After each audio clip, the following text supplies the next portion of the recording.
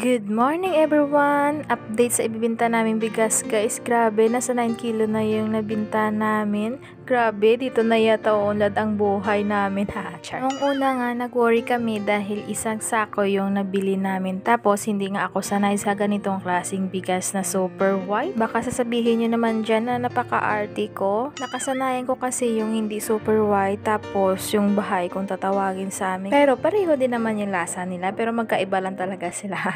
Ano ba talaga? At eto na nga, nagtakos na ako ng 5 kilo.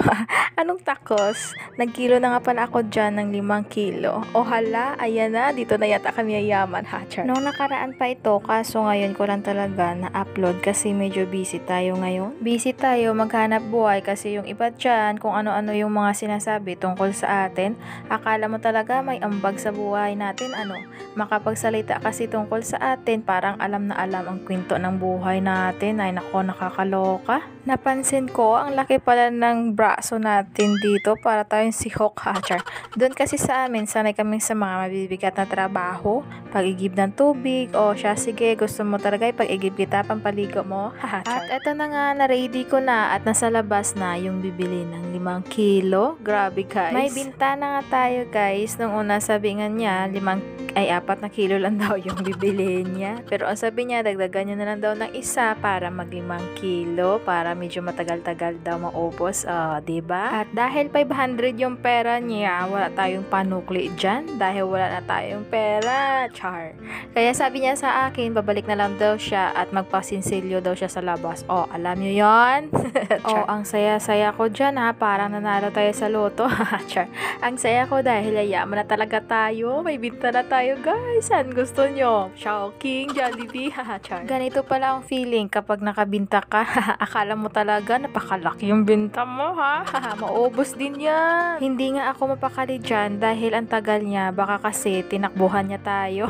Char. Pero alam nyo ba, mga tao dito, grabe, makikita mo talaga na napaka-independent nila. English yun ha. Ano yun? Yes, tama yan. Char.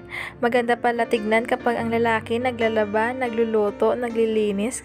Yung tipong kakagaling lang talaga sa work, pero instead na magpahinga at matulog, mas unahin pa talaga yung labahin, pagsaing, pagluluto. Tapos makikita mo talaga sa kanila na kakaiba talaga. Yung akala mo lang talaga, mga babae lang talaga ang gumagawa sa mga ganong gawain, pero may mga lalaki din pala na mga ganon. Tapos parang titignan mo ang mga gandang-gandang lalaki.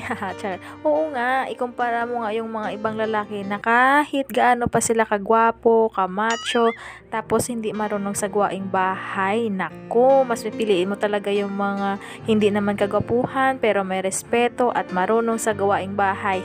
Girls, alam nyo na yan. Charot. Grabe kung ano-ano na yung mga ginagawa ko dito. Dahil ang tagal kasi bumalik na nung nagbili sa atin ng bigas, kaya napaupo na talaga ako dito. Pero yung totoo sa sinasabi ko kanina, hindi makamove on. Oo talaga naman, kaya kapag yung mga partner mo ay masipag, may respeto, marunong sa gawaing bahay, ay naku, pakawala nyo na yan. Charot lang guys. Pero yung pag-aasawa talaga, pinag-iisipan yan hindi yan minamadali. Ano ba yan? Kaya mag-isip ka muna guys, kaya maglaon na lang tayo, charot lang. Grabe guys, akalain mo yan, 5 oras na tayo nag-aantay dito, ang tagal niya, char lang. Pero thank you dahil naibinta natin yung ibang bigas at makakabili din tayo ng panibagong bigas. Bale, ito talaga yung unang customer natin na kumuha ng 5 kilo, tapos yung 4 na kilo ay magkaiba din ang may-ari nun at tag 2 kilo sila. Pero yung isang lalaki na bumili, dagdagan daw na niya ng 2 kilo para mag-4 na kilo yung nabili niya. 11 kilo na lahat yung nabinta natin. Unlad na talaga yung Pilipinas. Charot lang.